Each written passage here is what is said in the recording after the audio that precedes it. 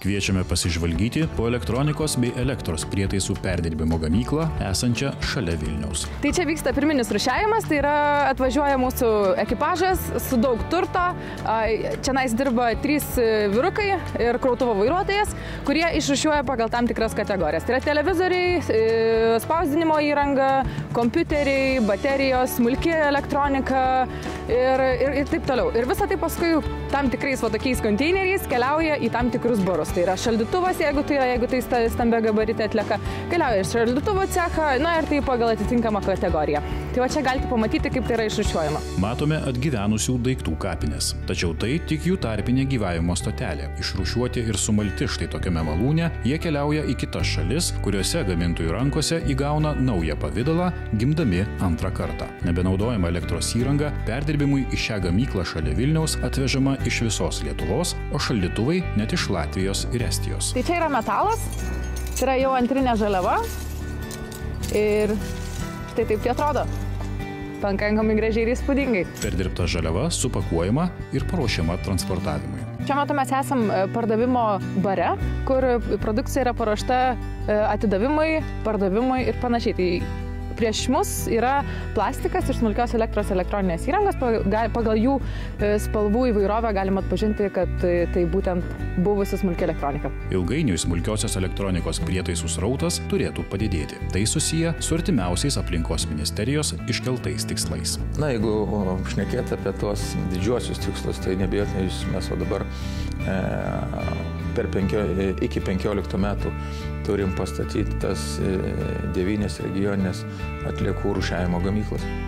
Tai labai svarbu, buvo sunkus uždavinys, mes turėjom pastatyti 10, nors kada prieš mes atėjom nebuvo nei vienos sutarties, mums pavyko, iki šitam finansiniam periode kol kas sudaryti sutartis ir pradėti statybą 9. 9 didelės rūšiavimo gamyklos, 8 iš yra su biologinė apdorojimo dalim, o Klaipėdoje vienintelė, kur bus tik tai mechaninis rūšiavimas.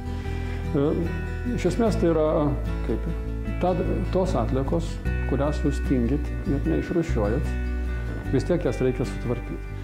Nes tikslas yra kuo mažiau atliekų vežti sąvartyną, kuo galima daugiau atliekų perdirbti arba pakartotinai panaudoti. Tai tos gamyklos yra kaip tarpinė grandis, kuri padeda papildomai išrūšiuoti atliekas vieną didžiulę krūvą, vytilioti kokias 4-5 mažesnės. 9 atliekų rūšiavimo gamyklose išrūšiuotas plastikas, stiklas, popierius bus paruošiamas perdirbimui, o biologiškai skaidžios medžiagos ir žaliosios atliekos supūdamos arba kompostuojamos. Dažniausiai tai čia bus pūdomas, išgaunamas metanas, kuris savo ruožtu deginamas ir pagaminama energija. Svarstantiems, ar tikrai Lietuvai reikia 9 atliekų rūšiavimo gamyklų, priminsime, kad neišrūšiuotos atliekos kenkia aplinkai ir mums patiems. Kitas aspektas – žinių trūkumas. Ar žinojote, kad į kiekvienos prekės kainą įskaičiuotas ir jos utilizavimas? Išmesdami seną daiktą į bendrą šiukšlių srautą, sumokame dvigubai, kas įtakoja būsimosios naujos prekės kainos kilimą. Tai yra, kad kiekvienas mes pirkdamas